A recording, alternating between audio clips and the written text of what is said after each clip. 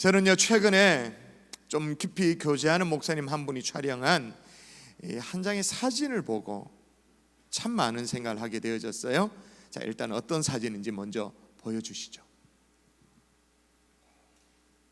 보입니까? 이 사진을 촬영한 목사님은 시인인데 이 사진에 이런 설명을 덧붙였습니다. 짧은 시를 써서 가시는 새를 찌르지 않고, 새가 있는지 아직 못 찾은 사람이 있다. 가시는 새를 찌르지 않고 새는 가시를 겁내지 않는다. 하여튼 저는 그 시를 쓰는 분들의 어떤 시적인 통찰력 있잖아요. 그걸 따라갈 수가 없어요. 가시는 새를 찌르지 않고 새는 가시를 겁내지 않는다.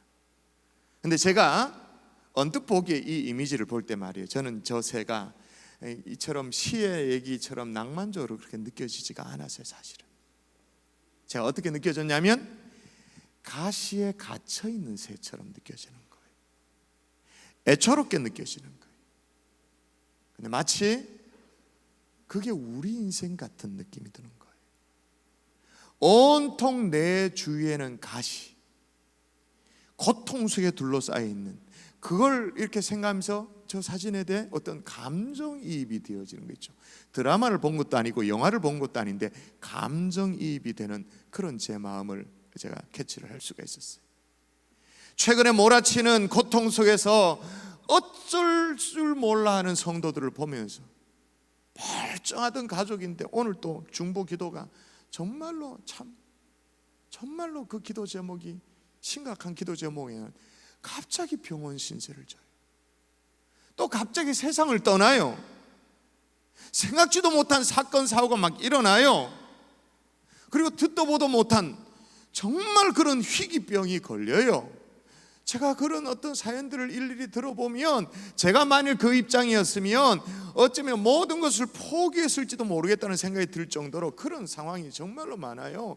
여러분, 오늘 이 자리에 계신 분들 가운데도 나는 고통으로부터 면제받았다, 나는 고통과 상관이 없다, 그렇게 자신 있게 얘기할 사람 아마 아무도 없을 거예요. 우리의 삶이 고통이잖아요. 그래서 오늘 본문의 다윗도 한때는 아주 불과 같은 고통을 통과했습니다. 그가 사울왕의 정치적인 라이벌로 딱 낙인이 찍히면서 그 겪는 고통은 지옥의 연단이라고 해도 과언이 아닐 정도죠. 그래서 9절에 뭐라고 말하는지 한번 읽어볼까요? 자, 9절에 고통을 이렇게 표현합니다. 여러분 읽습니다. 시작.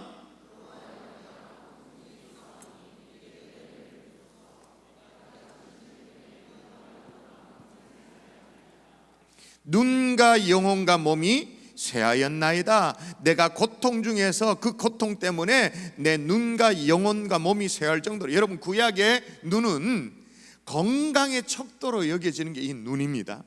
그죠? 또 뿐만 아니라 이 육체적인 건강뿐만 아니라 영혼까지도, 여기 보니까 또 몸이 나오는데 몸은 여기에 여기에 해당되는 히브리어가 뭐냐면 베텐이란 말인데, 이 하복부를 일컫는 용어로서 그냥 몸을 얘기하는 게 아니라 몸의 내부를 얘기하는 거예요.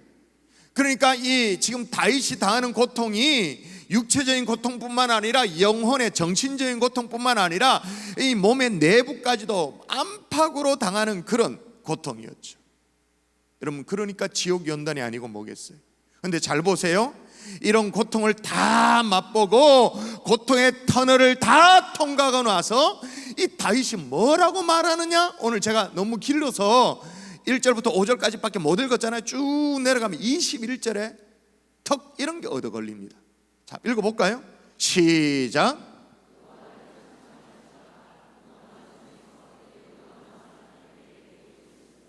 여호와를 뭐 할지로다? 원망할지로다가 아니고 찬송할지로다. 그러니까 무슨 얘기냐? 고통 때문에 손해만 본 것이 아니라 찬송하게 되었다, 그렇게 말하는 거예요. 놀라운 사랑을 보게 되었다, 그렇게 말하는 거예요. 고통 때문에 불행인 줄 알았는데, 내가 정말로 불행해진 줄 알았는데 알고 보니까 고통이 특별 보너스야. 고통 때문에 망한 사람이 아니라 고통 때문에 더 잘된 사람이 되었다라고 고백을 하게 되어지는 거죠. 여러분, 사실 성경을 잘 들여다보면 고통 때문에 만 것이 아니라 고통 때문에 더 잘된 사람들의 얘기로 성경이 굉장히 많이 있어요. 아브라함부터 시작해서, 여러분, 외아들을 죽여서 변제로 드려야 된다는 이 고통을 믿음으로 감당하니 어떻게 아브라함이 고통으로 끝나는 게 아니죠. 믿음의 조상이 되었잖아요. 모세, 살인자의 오명을 뒤집어 쓰고는 도망을 다니는 그 고통에서 어떻게 돼요? 나중에 민족의 지도자, 출애굽의 지도자가 되어져요. 다니엘, 믿음을 지키다가 사자굴에 던져집니다. 그런데 그 고통에서도 어떻게 해요? 그 시대의 국무총리에 오르게 되어져요. 사랑하는 성도 여러분, 하나님의 사람은 고통 때문에 망하지 않습니다. 하나님의 사람은 실패 때문에 절대로 망하지 않습니다. 고통스럽기는 하지, 절망스럽기는 하지. 오늘 본문이 이 얘기를 하는 거예요. 고통이 정말로 우리에게 불행하게만 하는 것이 아니라, 손해만 보게 하는 것이 아니라 고통이 주는 보너스가 있다. 오늘 고통의 문제를 함께 살피면서 이 고통을 바라보는 우리의 시각이 달라질 수 있기를 주 예수 이름으로 축원합니다. 고통 때문에 망하는 사람이 아니라 고통 때문에 더 잘되는 인생 될 수 있기를 주의 이름으로 축원합니다. 자, 왜 그런가? 왜 고통 때문에 더 잘된 사람이 되어지는가? 따라 하십시다. 하나님을 찾게 되기에. 아멘이십니까? 다윗이 1절에 보니까 뭐라고 소리치며 고백합니까? 1절 같이 읽습니다. 자, 같이 시작. 여호와여, 내게 주께 피하오니 나를 영원히 부끄럽게 하지 마시고 주의 공의로 나를 건지소서. 내가 주께 피한다고 말합니다. 피한다라는 말이 무슨 뜻이냐? 하나님을 피한다라는 말이 하나님을 찾게 되었다고 말이에요.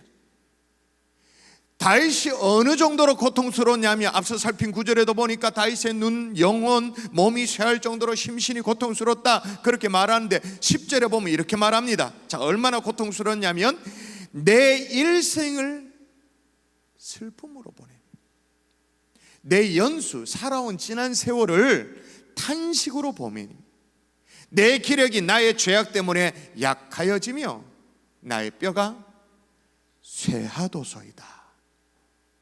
나의 죄악 때문에 약하여졌다. 자기가 지은 죄를 생각하면서 그 죄악이 찌르는 가시가 되어져서 너무나도 고통스러워졌다라는 것입니다. 그리고 나의 뼈가 쇠하여졌다 그렇게 말합니다. 여러분, 우리가 느끼는 통증 중에 뼈로부터 오는 통증이 가장 심각하대요. 심하대요. 그 정도의 고통이었다. 11절에 보니까 내가 모든 대적들 때문에 고통 가운데 있다 그렇게 말합니다. 13절에도 보니까 그 대적들이 쏟아내는 그 비방의 소리 때문에 두려움이 휩싸인다 그렇게 말합니다. 그렇게 다윗을 죽이려고 달라드는 수많은 대적들 때문에 욕을 당하기도 하고 모욕을 당하기도 하고 생사의 기로에 헤매기도 합니다. 그런데 말이에요, 이런 여러 가지 고통을 겪으면서, 정말로 죽을 것 같은 고통을 겪으면서 다윗이 하나님이 어디 있냐고 하늘을 향해 삿대질이나 하고 하나님을 떠났다고 말합니까? 하나님, 이제부터는 당신은 내 하나님도 아니라고 그렇게 말하면서 원망하고 떠났다고 말합니까? 고통 때문에 뭘 했다고 말합니까? 자, 고통 때문에 뭐 했다고 말하는지 다시 14절 시작.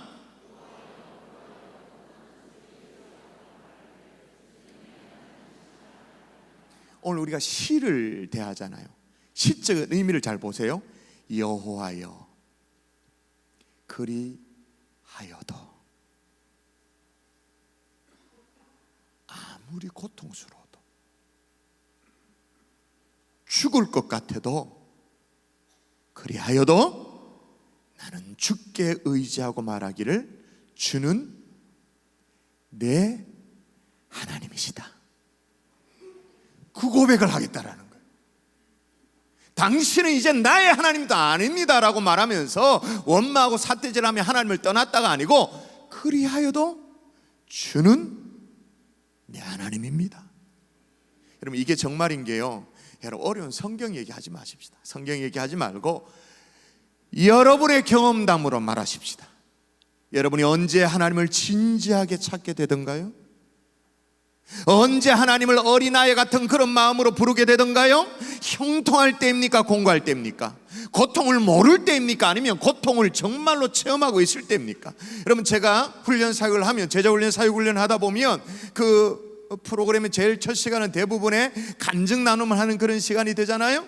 준비된 간증문을 써서 읽어 내려가는 그런 시간을 가져요. 살아온 배경도 다르고 어떤 하나님이 만나주신 상황도 다르고 다 다른데 한 사람 한 사람 간증문을 적어서 쭉 읽고 1시간 내도록 그렇게 읽어 내려가면 공통점이 뭐예요? 다 이래요. 내가 어떻게 해가지고는 나 같은 것이 예수님을 믿게 되었다고 눈물 흘리며 간증을 하게 되었죠.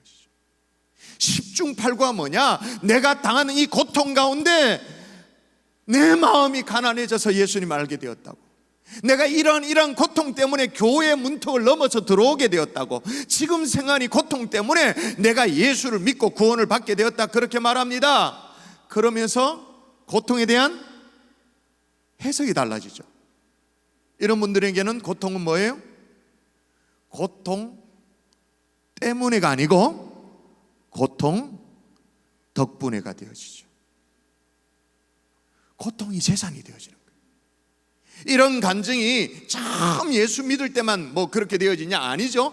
이미 예수님 안에 있는 우리에게도 그대로 적용되어져요. 여러분, 솔직히 한번 제 질문에 대답해 봅시오. 여러분, 우리가 정말로 언제 눈물을 펑펑 쏟으면서 하나님을 진지하게 찾게 되어졌어요? 형통할 때예요? 공고할 때예요? 우리가 외마디로 아버지라고 부르면서 기도할 때가 언제였어요? 그 한마디 부르짖는 아버지라는 그 부르짖음 안에 내 삶의 인생의 모든 무거운 짐, 그 무게, 이 삶의 무게를 다 실어서 주여 외칠 때가 언제였어요? 형통할 때였어요? 공고할 때였어요? 우리가 언제 은혜의 보좌 앞에 나와서 정말로 사슴이 시냇물을 찾게 헐떡거리는 것처럼 헐떡거리면서 주의 말씀을 막 목이 빠져라 아멘 아멘, 언제 받았어요? 형통할 때였어요? 고통당할 때였어요? 우리 영혼이 언제 은혜로 풍성해졌어요? 우리 영혼이 언제 하나님만으로만 기뻐하고 순전하고 정말 은혜의 경지를 경험하게 되어졌어요? 저는 감히 말합니다. 고통이 있었기에 한 번이라도 하나님을 더 찾게 되어졌습니다. 그게 육체적인 고통이든 관계 어려움이든 그게 심리적이든 환경적인 막 다 막히는 것이든 간에 고통이 있었기 때문에 한 번이라도 하나님을 더 찾게 되어졌어요. 그러면 대답하십시오. 우리는 고통 때문에 망한 사람입니까? 잘된 사람입니까? 잘된 사람. 폴 블렌드라는 박사가 있어요. 이분이 쓴 책이 있는데 고통이라는 선물이라는 책이 있어요. 필립 얀시랑 같이 쓴 책이죠. 그 책에 보면 고통 없는 지옥이란 말을 해요. 아니, 고통이 있으니 지옥이지, 고통이 없는데 무슨 지옥이냐? 고통 없는 지옥이란 말을 한술 더 떠서 뭐라고 설명하냐면 고통을 만드신 하나님께 감사합시다. 나는 하나님께서 고통을 만드신 것보다 더 좋은 일을 하실 수 있다고 생각지 않습니다. 그렇게 말해요. 우리 생각에는 이렇게 생각합니다. 속으로 야, 이 양반 참 포시라운 소리를 하네. 진짜 인생의 뜨거운 맛을 못 봐가 그런 포시라운 소리를 하고 있지, 그렇게 얘기할 수 있을지 몰라요. 근데 여러분, 이분의 삶의 백그라운드를 좀 알아야 됩니다.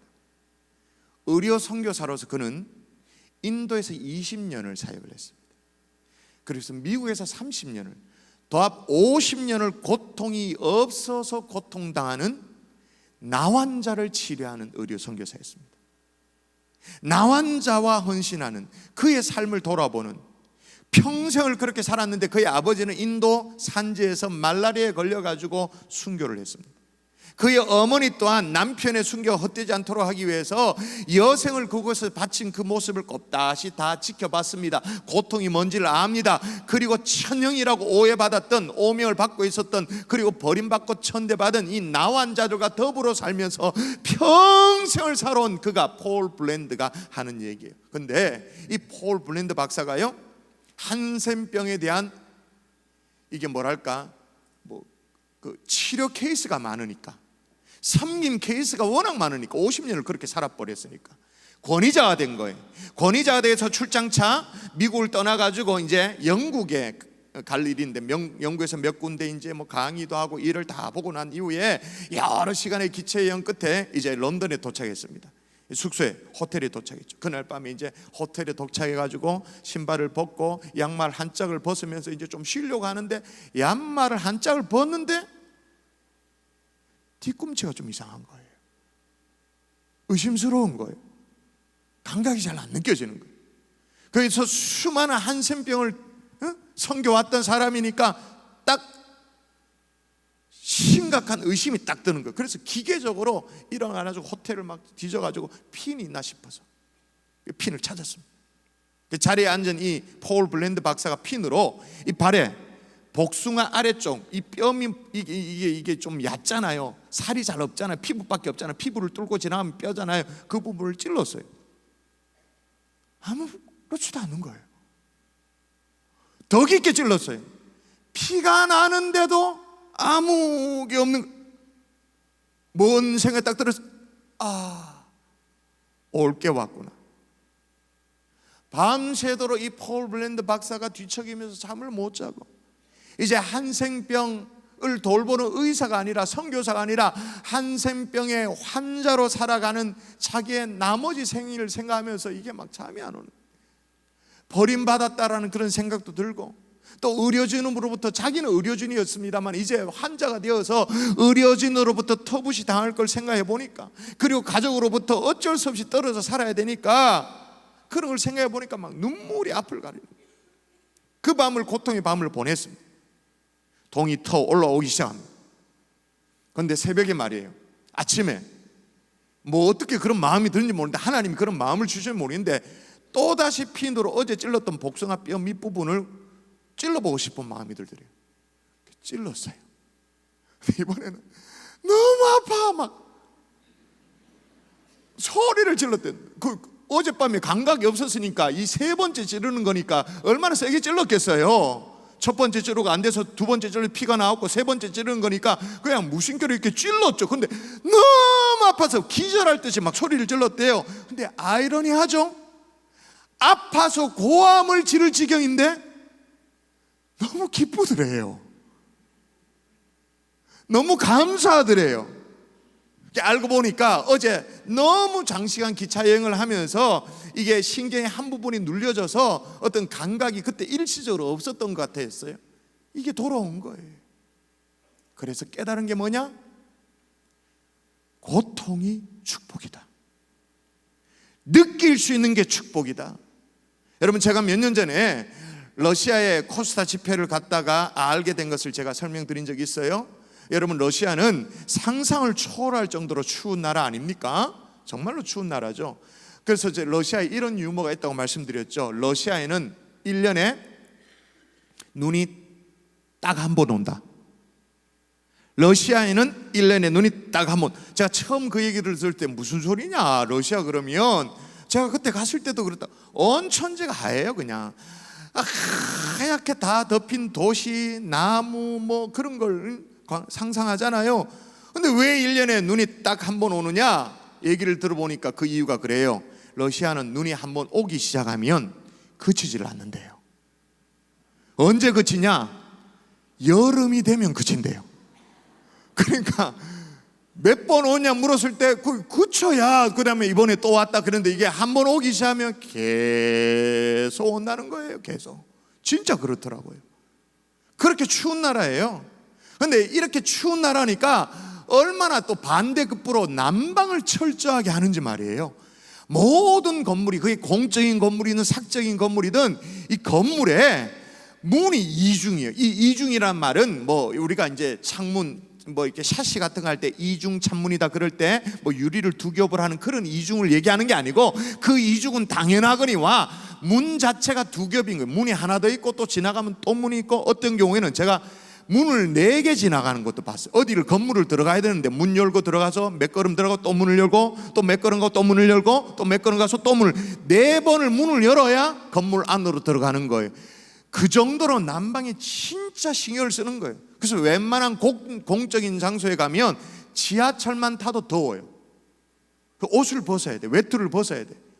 반팔을 입고, 건물 안에는 반팔을 입고 밖에는 영하인데 뭐 20도 막 이렇게 내려가는데 건물 안에는 반팔을 입고 돌아가는 그런 사람들이 많아요. 온 나라 그렇게 철저하게 난방을 하는데도 웃기는 건 뭐냐? 얼어 죽는 사람이 그렇게 많대요. 얼어 죽는 사람이. 여러분, 러시아에는 노숙자라는 게 없습니다. 홈리스라는 게 없습니다. 왜냐? 아직 공산주의가 남겨져 있기 때문에 노숙자가 있다라는 것은 러시아의 자존심에 허락되지 않기 때문에 노숙자를 싸그리 다 어디 모아서 또 수용을 하는 거예요. 바깥에서 사는 노숙자는 있을 수가 없어요. 푸틴의 자존심에 이게 허락하지 않기 때문에. 근데 왜 얼어 죽느냐? 제가 뭘 이유를 모를 때는 워낙 추워서 그런가 보다 그렇게 생각했죠. 날씨 때문이라고 그렇게 생각했죠. 그게 아니었어요. 뭐 때문에 얼어 죽느냐? 세 글자. 보드카 때문에. 보드카. 그 알코올 농도가 깊은 그 술 때문에, 알코올 중독 때문에 고통을 느끼는 신경이 마비되는 거예요. 그래서 길가에도 괜찮은 줄 알고 자꾸 나가는 거예요. 그 돌아다니다가 어떻게 해요? 모자도 안 쓰고 돌아다니다가 어떻게 해요? 머리가 얼어버려. 골 자체가 어는 거예요. 머리부터가 얼어서 죽어버리는 거예요. 여러분, 머리가 얼면 이래 사람이 있다가 바로 떨어집니다. 바로 넘어집니다. 무슨 얘기를 지금 하고 있어요? 고통을 느끼는 신경을 살려주신 하나님께 감사할 수 있기를 바랍니다. 왜냐? 고통 때문에 하나님을 찾기 때문에. 그래서 C.S. 루이스는 그렇게 말해요. 하나님이 사랑하는 사람을 위해 사용하시는 확성기가, 메가폰이 고통이다. 왜? 고통이 소리를 지른다라는 거예요. 손가락에 가시가 박히면 고통은 뭔가 잘못됐다고 우리 뇌 소리를 전한 확성기다. 고통이 소리를 친단 말이에요. 뜨거운 난로불에 손을 갖다 대면, 조심해야 되는데 갖다 대면 고통이 소리를 친다. 조심해야 된다고. 우리가 세상에서 겪는 이 고통은 소리를 치죠. 어떤 소리를 칩니까? 하나님께로 돌아가라. 하나님께로 돌아가라. 돌아갔다고 얘기하면 아니다, 진짜로 돌아가라 라고 고통이 우리에게 소리를 치는 거죠. 여러분, 400년 동안 애굽에 종살이하던 이스라엘 백성도 마찬가지입니다. 노예 생활로부터 해방되어지는 이 출애굽이 무엇으로부터 출발되어져요? 성경을 잘 보면 출애굽기 23장 이런 대목이 나옵니다. 이스라엘 자손은 고된 노동으로 말미암아 탄식하며 부르짖으니 그 고된 노동으로 말미암아 부르짖는 소리가 하나님께 상달된지라. 그 다음 여러분 읽습니다. 24절 시작.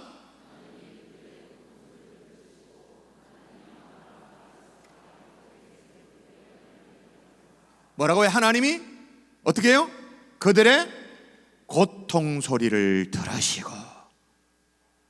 여러분, 고통은 하나님을 찾게 하는 줄 믿습니다. 성경 그렇게 말합니다. 같이 너희는 시작. 너희는 여호와를 만날 만한 때에 찾으라. 가까이 계실 때 그를 부르라. 그럼 여호와를 만날 만한 정말로 좋은 타임이 뭐예요? 여호와를 만날 만한 때 찾으라 말했는데 여호와를 만날 만한 때가 언제란 말이에요? 고통의 순간에. 고통 때문에 하나님을 찾지 않는다면 우리는 구원의 자리에 들지 못했을지도 몰라요. 고통 때문에 하나님을 찾지 못했다면 가정의 위기에서 영원히 건진받지 못했을지도 몰라요. 고통이 있었기 때문에 우리는 무서운 죄로부터 돌아설 수가 있었습니다. 고통이 있었기 때문에 자녀를 평생 불행하게 만들지 아니할 수 있었고, 고통이 있었기 때문에 건전한 인격을 갖출 수가 있게 되어졌습니다. 사람다워질 수가 있었던 거죠. 그럼 여러분 또다시 대답하십시오. 우리는 고통 때문에 손해본 사람입니까? 덕본 사람입니까? 고통 때문에 망한 사람입니까? 더 잘된 사람입니까? 여러분, 용광로가 있습니다. 똑같은 용광로가 있어요. 이 용광로가 있는데 용광로 안에 나무가 들어가면 다 타버립니다. 그냥 순식간에 타버리죠. 근데 용광로 안에 금강석이 들어가면 어떻게 되죠? 녹아내리는 건 똑같아요. 타는 건 똑같아요. 금이 아닌 부분은, 금 비스무리한 성분은 다 타버립니다. 근데 금강석이 들어가면 남는 건 뭐예요? 순금이 되어 나오는 거죠. 똑같은 고통이란 용광로입니다. 근데 그 용광로 안에 하나님을 찾으면, 그 안에서 하나님을 찾고 또 찾으면 우리는 뭐가 되어 나오는 거예요? 순금이 되어 나오는 거예요. 고통 때문에 더 잘된 사람, 저와 여러분이 될 수 있기를 주의 이름으로 축원합니다. 고통 때문에 더 잘된 사람이 될 수 있는 또 다른 이유가 있습니다. 쌓아두신 은혜가 있기 때문에. 오늘 19절이 그 얘기를 하는 거예요. 여러분 읽어볼까요? 여러분 읽습니다. 시작.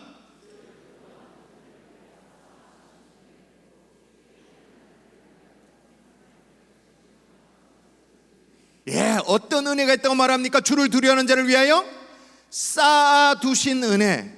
왜 쌓아둘까요? 우리 주님은 퍼즐을 하는 게 취미여가지고, 뭘 쌓는 게 취미여서 왜 쌓아둘까요? 줄라고, 자기의 사랑하는 백성에게 줄라고 쌓아두는 거죠. 죽게 피하는 죄를 왜, 다시 말하면 하나님을 찾고 또 찾는 인생 앞에 쌓아둔 은혜가 있다, 주려고 라는 거죠. 근데 그냥 은혜가 아니고, 여기 쌓아둔다라고 말할 때 이 말이 히브리 말로 차판입니다. 이 말이 숨겨둔다는 말도 있고 또 비장하다라는 말의 뜻도 있습니다. 그러니까 어떤 의미입니까? 고통의 시간을 지내보니까 하나님이 비장하게, 은밀하게 숨겨놓고 준비해놓은 좋은 것들이 있는 거죠. 고통의 시간을 지나보니까 하나님이 정말로 비장하게 예비해놓은, 쌓아놓은 그 은혜, 이걸 다윗이 깨달은 거예요. 여러분 기억나세요?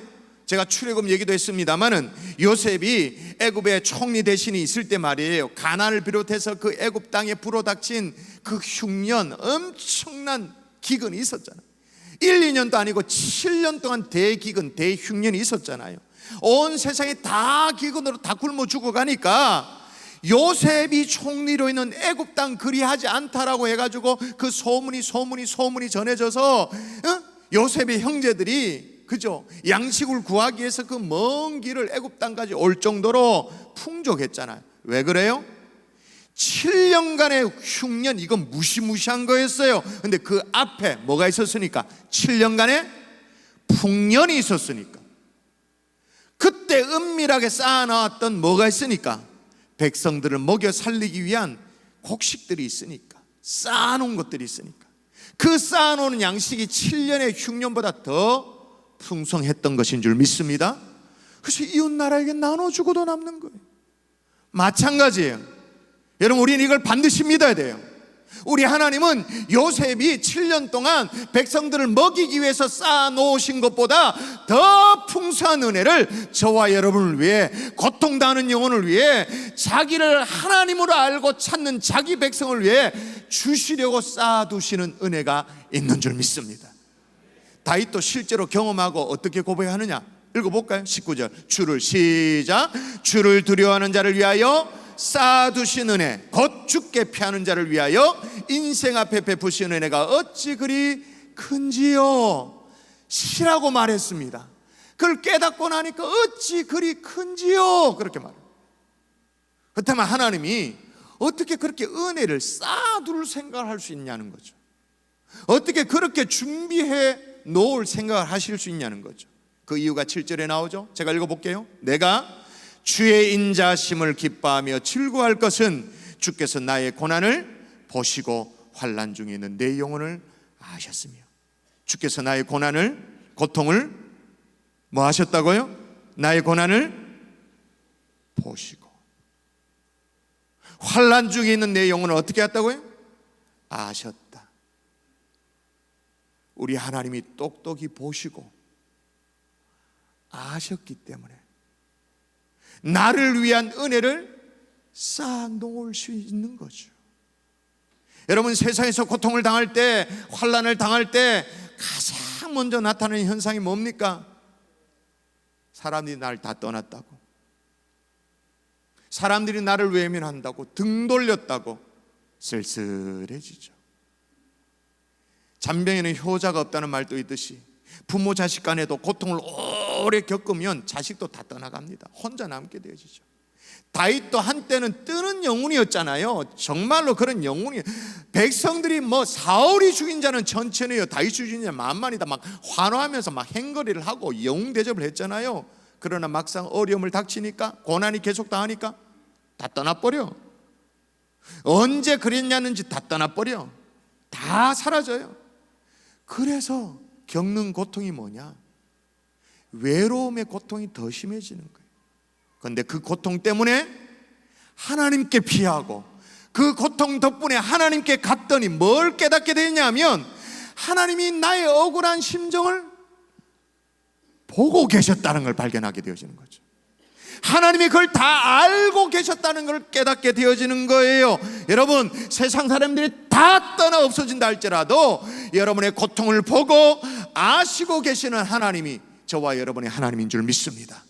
그것뿐만이 아닙니다. 22절 마저 읽을까요? 22절 시작. 내가 놀라서 말하기를 주의 목전에서 끊어졌다 하였사오나 내가 주께 부르짖을 때 주께서 나의 간구 소리를 들으셨나이다. 깜짝 놀랐다는 거예요. 하나님이 나를 아시고 나를 보셨다는 게 너무 깜짝 놀랐는데 나는 놀라서 말하는데, 그 놀라서 말하는 게 어디까지 이어지냐? 주께서 나의 간구 소리를 들으셨다. 여러분, 주님이 여러분의 고통을 보십니다. 아십니다. 그리고 오늘 저녁에 나와 하나님 앞에 막 기도합니까? 살려주이소라고 막 기도해요. 그 간구 소리를 어떻게 한다고요? 들으셨나이다. 하나님이 보시고 아시고 들으시는 하나님인 거예요. 할렐루야. 그래서 은혜를 쌓아놓고 준비한다 그 말인 거예요. 다윗은 안 보고 계신 것 같지만 다 보고 계시는 하나님, 다 알고 계시는 하나님, 안 들으시는 것 같지만 다 듣고 계시는 그 하나님을 발견했던 거예요. 이게 얼마나 큰 은혜였는지. 다윗이 뭐라고 고백하냐? 마지막 한 절만 더 읽을까요? 21절 다윗의 고백입니다. 시작.